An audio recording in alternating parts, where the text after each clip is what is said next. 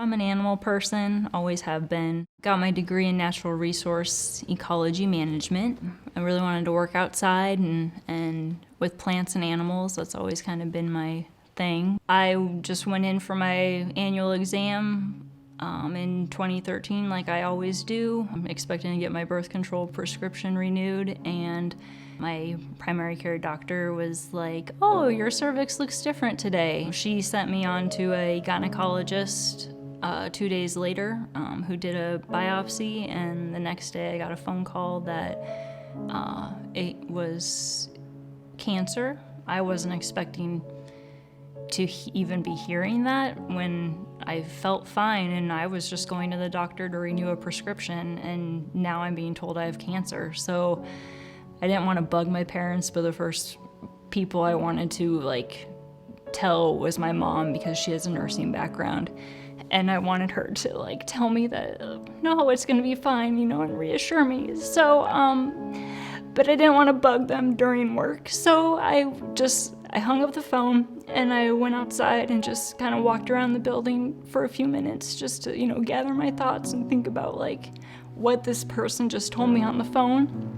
So I finished the work day and then I drove over to my parents' house and talked to my mom, and my mom was great. She was just didn't act shocked or anything. She just was like, "Okay, well, let's go to this appointment tomorrow, and let's see what he says, and then we'll go from there. And until then, don't worry about it, because we don't know." And so in a matter of 4 days, I had 3 exams from 3 different doctors, and ultimately then was told that, yes, I have cancer.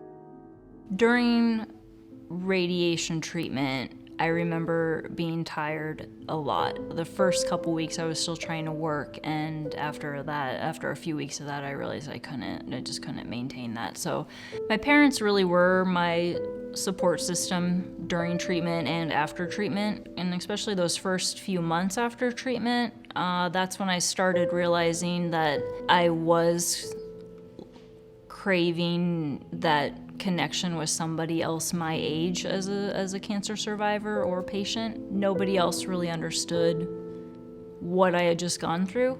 So I got online and I found the organization Stupid Cancer. It's for young adult cancer survivors.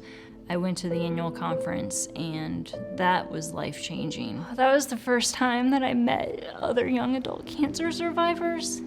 It felt really good for 4 days of my life. I felt normal. Without that, to this day, I'd still feel alone and would not have gotten as far as I have. After cancer treatment, everyone in my life just expected life to go back to normal. I was treated, I was declared cancer-free, and then all these side effects pop up, and I think the adjustment to life after cancer has been the hardest. Radiation damaged several areas of my intestines. Because of that, these areas don't really function well. I wish I had my life back where I could just be normal again, but I don't feel like it's ever gonna be normal.